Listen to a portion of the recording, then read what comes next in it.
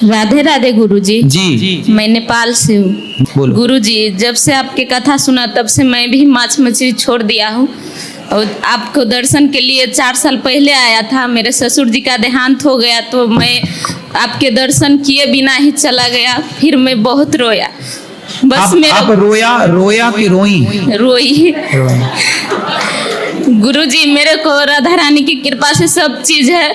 मेरे पति गांजा गुटखा खैनी ये सब खाता है, इसी के लिए मेरे को कभी कभी लगता है आत्महत्या कर। नहीं, आत्महत्या करने से क्या होगा? क्या वो गांजा छोड़ देंगे? चलो बात करा पति से। चाहता हूँ कि वो भी भक्ति करे। बात करा पति बात करो। क्या नाम है आपका? राम ज्ञान यादव सर। राम ज्ञानी यादव। जी सर।